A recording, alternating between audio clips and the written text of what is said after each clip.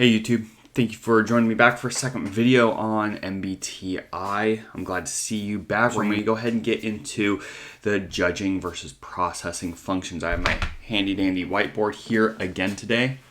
So you can see we're going to be focusing on spot 4 today. This P, if you remember back in my last video, that was spot 4 either held a P or a J. That's very simple. It stands for judging.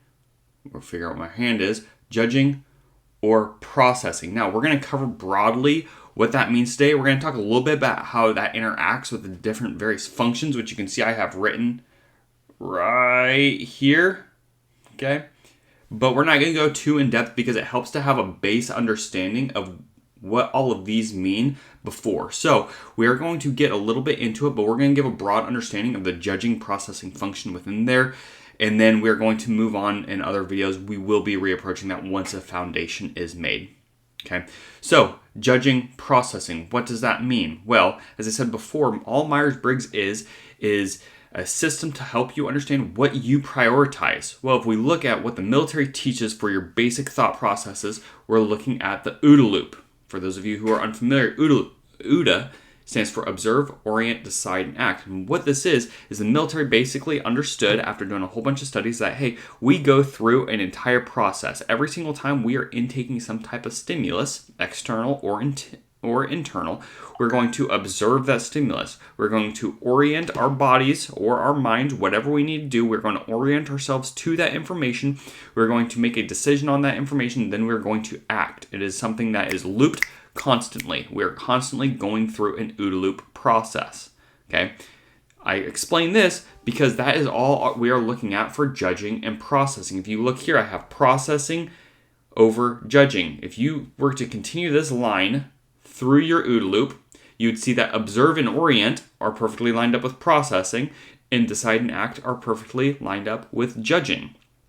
Okay, pretty simple. Observing and orienting are breaking that information down. Hey, I lean up against a stovetop and it begins to burn me. I'm going to very, very quickly intake that information. I'm going to observe, this hurts. I'm going to orient myself. What can I do? I can pull away from it. Then I'm going to make a decision, pull away from that, and that is going to lead to my action, which is going to be to then pull away from the stove that is currently burning me. Same goes for some type of internal stimulus.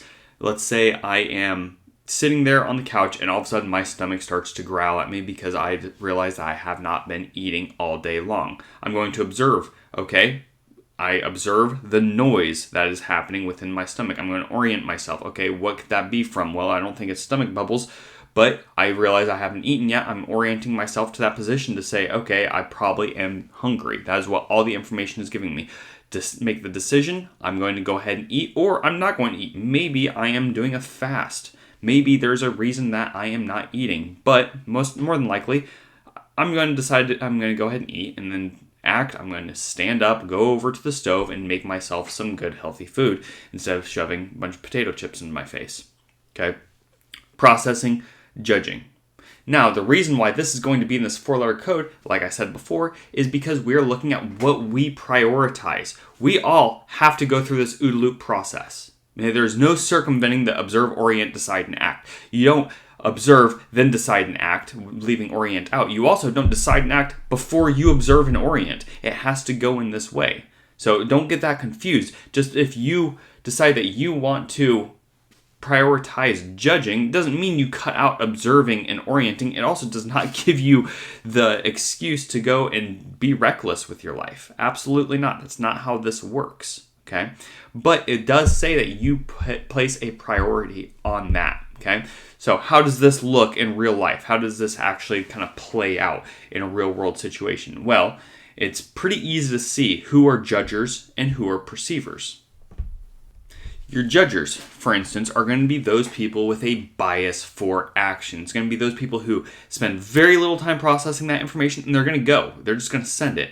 Oftentimes, you can see these people in high-stress situations, and especially when they start making moves, they rely on their adaptability. They are very much figured out as we go people. Fly by the seat of your pants people, right? They kind of embody that. I believe it was General Patton who said, A good idea executed violently now is better than the best plan never executed at all. And that's really what a person who prioritizes judgment, that's kind of the philosophy that they follow in life. It's, hey, we have observed and oriented the base minimum of information that we need before we can make a decision and act on it. Because action is better than no action, okay? My P's, my processors over here, are the exact opposite. They're going to hang out in this observe and orient loop, kind of. They're going to kind of loop these guys constantly until they have enough information that they feel comfortable moving forward to the decide and act, okay? They're going to be a little bit slower. They're going to be a little bit more methodic about what they do. Now, neither is worse than the other, okay? There's a place in this world for judges and there's a place in this world for processors. But the point being, it's what we are going to go ahead and prioritize within this entire list. So, quick recap on this before we move forward. You have judging, you have processing. It follows the basic OODA loop. If you still don't understand the OODA loop, it's a fairly simple concept, but you can look it up online. A lot of free resources out there. There's entire books on the OODA loop system. I have dumbed it down a lot because we don't need to get in depth on it. All we need to know is that we follow this loop every single time we intake stimulus. Observe and orient is processing. Decide and act is judging. Which one do you prioritize? Do you have a bias for action or do you prefer to be a little bit more methodical? Okay. Now, as it pertains to this, how does it work with all... Find where my finger's at because I'm terrible at this. There we go. How does it pertain with all of these functions? Okay. Well, you can see EN, intuition. Okay, that's the second letter right here. EN is coming up front. Why? Because we have a P. Okay. So if you look at any of these 4-letter codes, you can understand that spot 2 is always going to hold your processing. Spot 3 is always going to hold your judging function. Okay. This is either going to be S or an N. We'll cover that in another video. This is either going to be an F or a T. We'll cover that in another video. But all you need to know is that if this is a P, typically, the second spot is going to involve your first function. If this is a J, this third spot is going to involve your first function. Why? You can think of this first function as what you prioritize the absolute most. And look, if you are prioritizing the processing function, then it would make sense that you're going to lead in this world by prioritizing processing. You're going to lead in this world by prioritizing siphoning in as much stimuli as possible before you actually decide to make a decision. Inversely, if you have a J right here, you're probably going to have a function that looks similar to this. Bear with me while I write this down.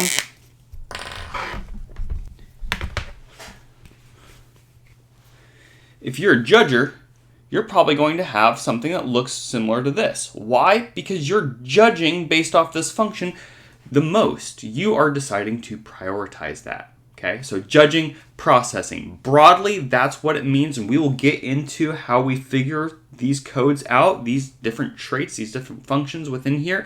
We will cover that in a future video. Don't worry, this is a marathon, not a sprint. Okay. At the core of it, do you have a bias for action or do you prefer to sit back, allow the dust to settle a little bit before you make a decision? If you can figure that out, you can figure out your judging or your processing. Now, how do we apply that in a real world setting? What does it even matter if we are more judging or processing oriented as people? Well, I'm glad you asked, okay? When you are talking with someone, when you are talking with a judger, they are probably going to be making decisions as you talk. Now, there is such a thing as active listening, and a lot of people struggle with active listening. So this isn't 100%, right? Nothing here is going to be 100%. If you find somebody who's just constantly interrupting you and trying to finish your sentences for you, they might not be a judger. They might just be rude, okay?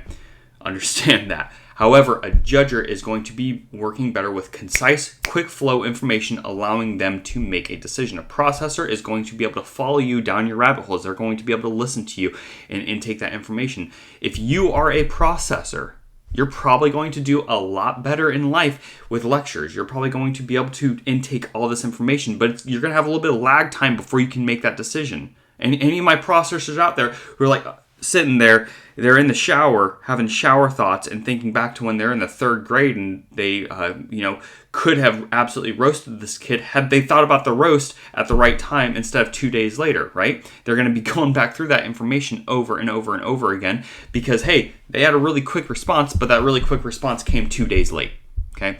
My processors are going to be like that a little bit, but they have a high capacity to take a lot of information at one point in time. Our judgers, not that they can't intake a lot of information, they just prefer not to. They hear the information they need and they'd rather get their hands dirty. They have that bias for information. They want to go ahead and move on this information. They'll figure it out as they go, okay? It's important for how you learn as a person and how you are going to also provide information to people, okay?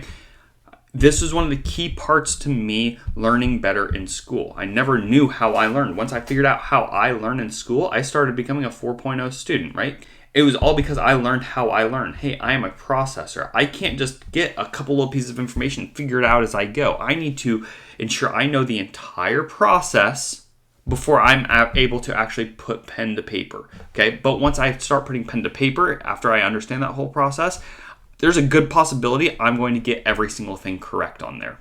My judgers, they can kind of figure it out as they go. It's not going to look as neat, right? But they're going to get that end goal there, okay?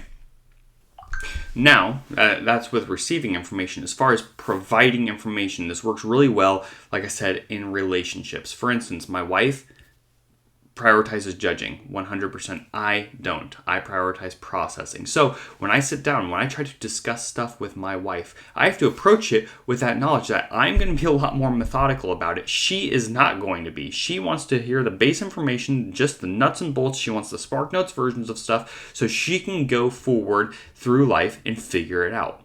Okay? Now, this is where the give and take comes, because sometimes in our relationship, I need to ignore my natural proclivity for holding off on action. I need to listen to her. I need to trust her as my spouse that she is going to have the right decision. That, hey, right now we do need a bias for action. But sometimes she needs to listen to me. Okay? Sometimes we do need to hold back. Another thing you'll see with judgers and processors is adaptability. Okay? In my experience, judgers are going to be a lot less adaptable than processors. Why? Because they are figuring it out as they go. Okay? They're going to be a little bit more rigid. Why? Because they're getting this type of information, and yes, they are figuring it out as they go. It sounds like adaptability, but it's really not, because they kind of get this endpoint and they come up with systems in their head and these processes, and they got to go A, B, C, D through this process. Cool. If you get another variable, they will kind of shift it to fit B or C. But a processor is going to constantly be looking for all these different variables before they actually make any type of motion forward. Okay, what that allows them to do is be quite a bit more adaptable. How this plays out in real life? Well, my wife enjoys cleaning. That is her pastime. And she'll wake up in the morning with these really lofty goals. Hey, it's time for me to clean. And she will come up, she'll make her entire itemized list, what she's going to clean that day. Ba, ba, ba, ba, ba, ba, ba. And inevitably, stuff takes longer, right? We have 2 kids in the house, we have 4 animals, stuff just happens in life. Well, she will still be chipping through there, right? She'll start doing the vacuuming and the mopping, then she'll move on to the bathrooms, and before she knows it, she's only halfway through a list, but the day is dwindling down. And what does this cause? This causes her to be stressed. She almost feels like she has failed because she has not met every part of her task list today, okay?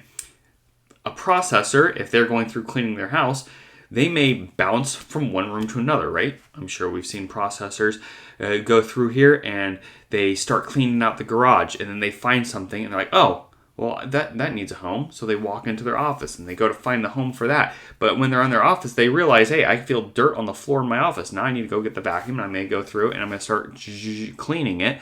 And then before you know it, they've got 18 tasks that are all half completed. Okay? It's a failure to complete syndrome. Okay? Neither of these are good per se, right? But they both have their role in the world. And when you get a judger and a processor who can work in a symbiotic relationship really well with each other, then you kind of have the best of both worlds, where you have a processor who is fine with bouncing from task to task. And it's okay if not all of them get done right now, because we are still making forward progress in some type of motion. But you have your judger who's going to be a lot better at pulling everything in and following everything through a structured order. Okay, so judging, processing. I hope that helps you gain a little bit better understanding. The next video we're going to look at is going to be extroversion versus introversion in Myers-Briggs. In the Myers-Briggs model, it is entirely different than social extroversion, introversion. We'll cover that next video. I hope to see you then. Thank you so much for sticking around. Again, just as I'm going to probably repeat through every single video, please feel free to follow me on Twitter, Gary Wade Writes, or go to my website, GaryWadeBooks.com. It does have some free to read material. I try to keep it up to date. I've got some book recommendations on there. I do have some nice little things on there, and then like I said before, I do have a breakdown of my new novel, The Seeing. I'm really excited about it. I'm hoping that I can get it done here shortly, get it to a publisher so we can go ahead and get it out into your hands. But stay tuned. I keep updates on there regularly. Thank you so much. I hope to see you around. Have a good day.